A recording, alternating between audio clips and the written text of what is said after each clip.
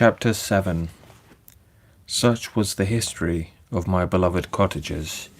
It impressed me deeply. I learned, from the views of social life which it developed, to admire their virtues and to deprecate the vices of mankind. As yet, I looked upon crime as a distant evil. Benevolence and generosity were ever present before me, inciting within me a desire to become an actor in the busy scene where so many admirable qualities were called forth and displayed. But in giving an account of the progress of my intellect, I must not omit a circumstance which occurred in the beginning of the month of August of the same year. One night, during my accustomed visit to the neighbouring wood, where I collected my own food and brought home firing for my protectors, I found on the ground a leathern portmanteau containing several articles of dress and some books. I eagerly seized the prize and returned with it to my hovel. Fortunately, the books were written in the language, the elements of which I had acquired at the cottage. They consisted of Paradise Lost, a volume of Plutarch's Lives, and The Sorrows of Werther. The possessions of these treasures gave me extreme delight. I now continually studied and exercised my mind upon these histories, whilst my friends were employed in their ordinary occupations. I can hardly describe to you the effect of these books. They produced in me an affinity of new images and feelings that sometimes raised me to ecstasy, but more frequently sunk me into the lowest dejection. In The Sorrows of Werther, besides the interest of its simple and affecting story, so many opinions are canvassed, and so many lights thrown upon what had hitherto been to me obscure subjects, that I found it a never-ending source of speculation and astonishment. The gentle and domestic manners it described, combined with lofty sentiments and feelings which had for their object something out of self, accorded well with my experience among my protectors, and with the wants which were forever alive in my own bosom. But I thought Werther himself a more divine being than I had ever beheld or imagined. His character contained no pretension, but it sunk deep. The disquisitions upon death and suicide were calculated to fill me with wonder. I did not pretend to enter into the merits of the case, yet I inclined towards the opinions of the hero, whose extinction I wept, without precisely understanding it. As I read, however, I applied much personally to my own feelings and condition. I found myself similar, yet at the same time strangely unlike to the beings concerning whom I read, and to whose conversation I was a listener. I sympathized with and partly understood them, but I was unformed in mind. I was dependent on none, and related to none. The path of my departure was free, and there was none to lament my annihilation. My person was hideous, and my stature gigantic. What did this mean? Who was I? What was I? Whence did I come? What was my destination? These questions continually recurred, but I was unable to solve them. The volume of Plutarch's Lives which I possessed contained the histories of the first founders of the ancient republics. This book had a far different effect upon me from The Sorrows of Werther. I learned from Werther's imaginations, despondency, and gloom, but Plutarch taught me high thoughts. He elevated me above the wretched sphere of my own reflections to admire and love the heroes of past ages. Many things I read surpassed my understanding and experience. I had a very confused knowledge of kingdoms, wide extents of country, mighty rivers, and boundless seas, but I was perfectly unacquainted with towns and large assemblages of men. The cottage of my protectors had been the only school in which I had studied human nature, but this book developed new and mightier scenes of action. I read of men concerned in public affairs, governing or massacring their species. I felt the greatest ardour for virtue rise within me, and abhorrence for vice. as far as I understood the signification of those terms, relative as they were, as I applied them to pleasure and pain alone. Induced by these feelings, I was of course led to admirable peaceable lawgivers, led to admire them rather, Numa, Solon, and Lycurgus, in preference to Romulus and Theseus. The patriarchal lives of my protectors caused these impressions to take a firm hold on my mind. Perhaps if my first introduction to humanity had been made by a young soldier burning for glory and slaughter, I should have been imbued with different sensations. But Paradise Lost excited different and far deeper emotions. I read it, as I had read the other volumes which had fallen into my hands, as a true history. It moved every feeling of wonder and awe that the picture of an omnipotent God warring with his creatures was capable of exciting. I often referred to several situations as their similarity struck me to my own. Like Adam, I was apparently united by no link to any other being in existence, but his state was far different from mine in every other respect. He had come forth from the hands of God, a perfect creature, happy and prosperous, guarded by the especial care of his Creator. He was allowed to converse with and acquire knowledge from beings of a superior nature, but I was wretched, helpless, and alone. Many times I considered Satan as the fitter emblem of my condition, for often, like him, when I viewed the bliss of my protectors, the bitter gall of envy rose within me. Another circumstance strengthened and confirmed these feelings. Soon after my arrival in the hovel, I discovered some papers in the pocket of the dress which I had taken from your laboratory. At first I had neglected them, but now that I was able to decipher the characters in which they were written, I began to study them with diligence. It was your journal of the 4 months that preceded my creation. You minutely described in these papers every step you took in the progress of your work. This history was mingled with accounts of domestic occurrences. You doubtless recollect these papers? Here they are. Everything is related in them which bears reference to my accursed origin. The whole detail of that series is of disgusting circumstances which produced it is set in view. The minutest description of my odious and loathsome person is given in language which painted your own horrors and read in mine, indelible. I sickened as I read. "Hateful day when I received life!" I exclaimed in agony. "Accursed Creator, why did you form a monster so hideous that even you turned from me in disgust? God, in pity, made man beautiful and alluring after his own image, but my form is a filthy type of yours, more horrid even from my very resemblance. Satan had his companions, fellow devils, to admire and encourage him, but I am solitary and abhorred." These were the reflections of my hours of despondency and solitude, but when I contemplated the virtues of the cottagers, their amiable and benevolent dispositions, I persuaded myself that when they should become acquainted with my admiration of their virtues, they would compassionate me and overlook my personal deformity. Could they turn from their door one, however monstrous, who solicited their compassion and friendship? I resolved, at least, not to despair, but in every way to fit myself for an interview with them which would decide my fate. I postponed this attempt for some months longer, but the importance attached to its success inspired me with a dread lest I should fail. Besides, I found that my understanding improved so much with every day's experience that I was unwilling to commence this undertaking until a few more months should have added to my sagacity. Several changes, in the meantime, took place in the cottage. The presence of Safie diffused happiness among its inhabitants, and I also found that a greater degree of plenty reigned there. Felix and Agatha spent more time in amusement and conversation, and were assisted in their labours by servants.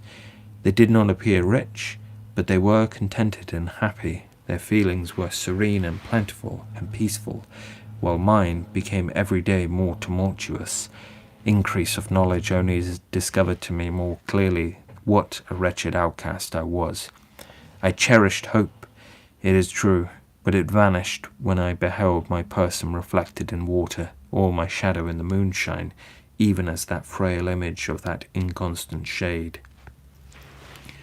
I endeavoured to crush these fears, and to fortify myself for the trial which in a few months I resolved to undergo, and sometimes I allowed my thoughts, unchecked by reason, to ramble in the fields of paradise, and dared to fancy amiable and lovely creatures sympathizing with my feelings and cheering my gloom. Their angelic countenances breathed smiles of consolation, but it was all a dream.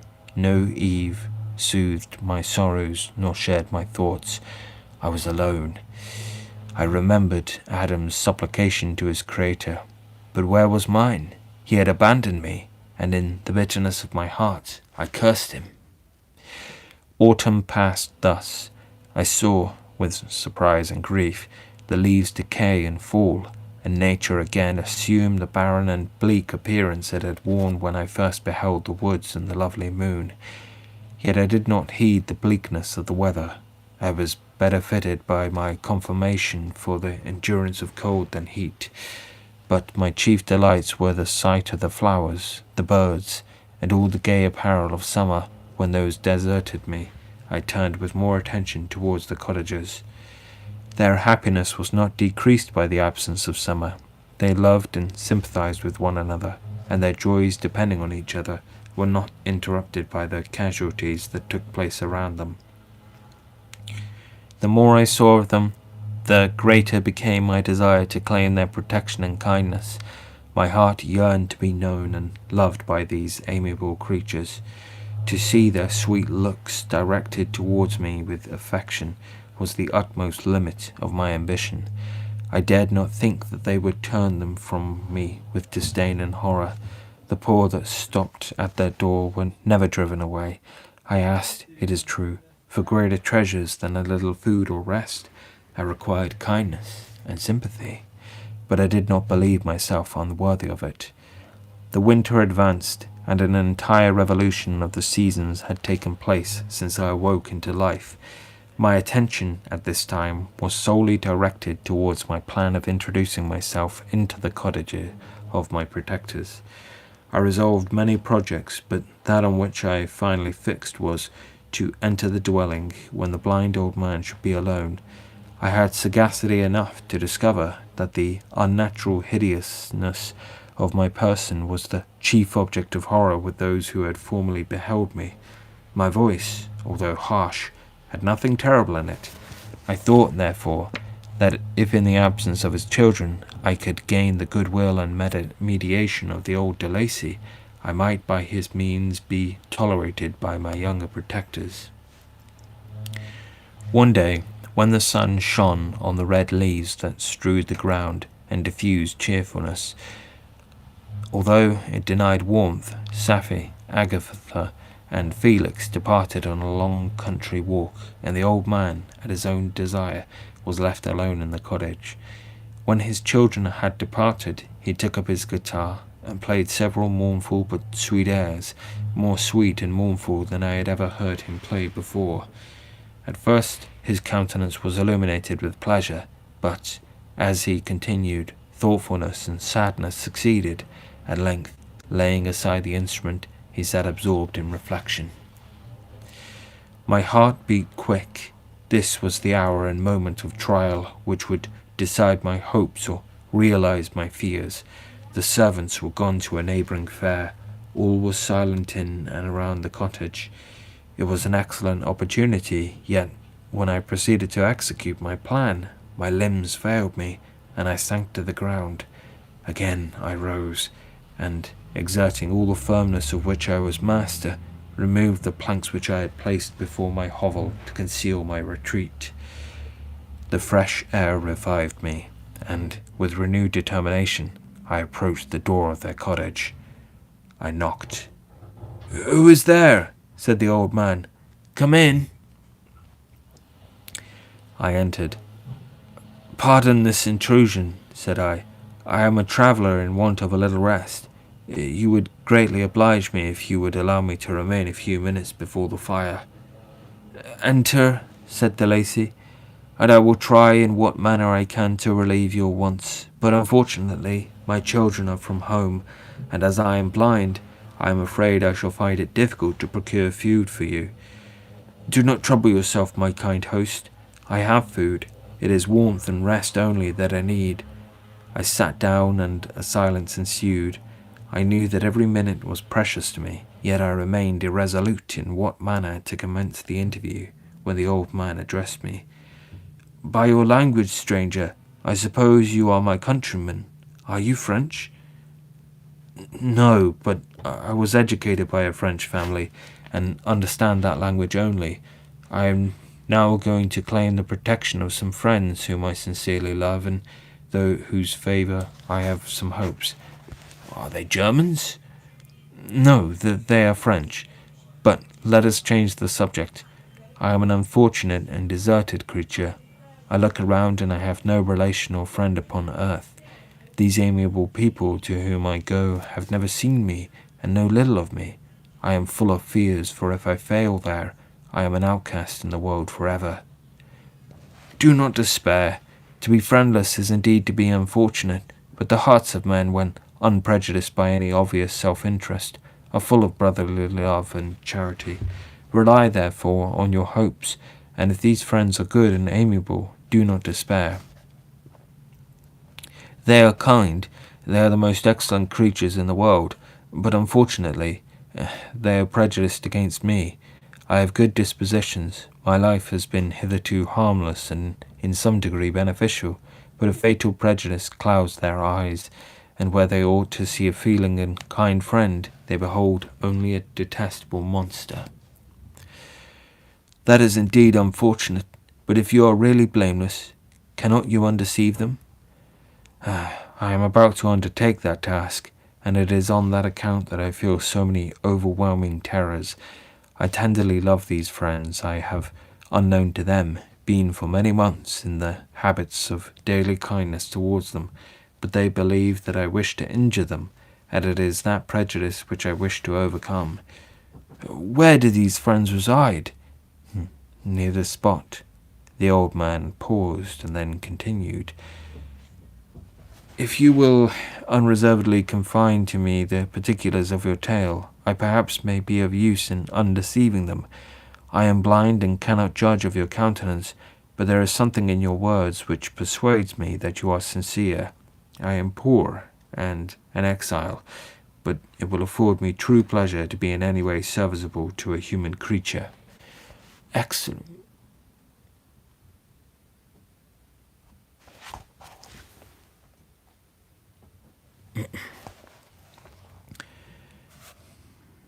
"Excellent, man. I thank you, and accept your generous offer. You raise me from the dust by this kindness, and I trust that, by your aid, I shall not be driven from the society and sympathy of your fellow creatures." "Heaven forbid! Even if you were really criminal, for that can only drive you to desperation, and not instigate you to virtue. I also am unfortunate. I and my family have been condemned, although innocent. Judge, therefore, if I do not feel for your misfortunes. How can I thank you, my best and only benefactor? From your lips first have I heard the voice of kindness directed towards me. I shall be forever grateful, and your present humanity assures me of success with those friends whom I am on the point of meeting." "May I know the names and residence of those friends?" I paused. This, I thought, was the moment of decision, which was to rob me of, or bestow, happiness on me forever. I struggled vainly for firmness sufficient to answer him, but the effort destroyed all my remaining strength. I sank on the chair and sobbed aloud. At that moment I heard the steps of my younger protectors. I had not a moment to lose, but seizing the hand of the old man, I cried, "Now is the time. Save and protect me. You and your family are the friends whom I seek. Do not you desert me in the hour of trial." "Great God!" exclaimed the old man. "Who are you?" At that instant the cottage door was opened, and Felix, Safie, and Agatha entered. Who can describe their horror and consternation on beholding me? Agatha fainted, and Safie, unable to attend to her friend, rushed out of the cottage. Felix darted forward, and with supernatural force tore me from his father, to whose knees I clung. In a transport of fury, he dashed me to the ground, and struck me violently with a stick. I could have torn him limb from limb, as the lion rends the antelope, but my heart sunk within me, as with bitter sickness, and I refrained. I saw him on the point of repeating this blow, when, overcome by pain and anguish, I quitted the cottage, and in general tumult escaped unperceived to my hovel.